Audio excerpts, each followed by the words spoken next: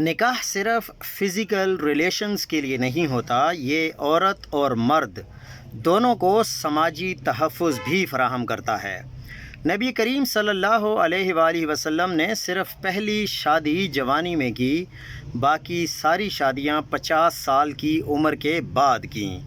رسول اللہ صلی اللہ علیہ وسلم نے آخری نکاح حضرت میمونہ رضی اللہ تعالی عنہا سے 57 برس کی عمر میں کیا۔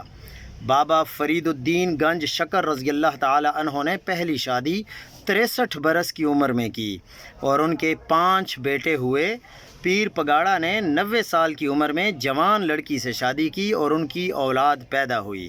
یہ دور حاضر کا اور خصوصاً اس خطے کے غریب عوام کا مسئلہ ہے کہ جہاں مسائل سے لڑتے لڑتے 40 سال کی عمر تک صحت ہی جواب دے جاتی ہے، جاپان میں آج بھی 95-96 سال کے بابے سیدھے چلتے ہیں اور ازدواجی فرائض بھی ادا کرتے ہیں۔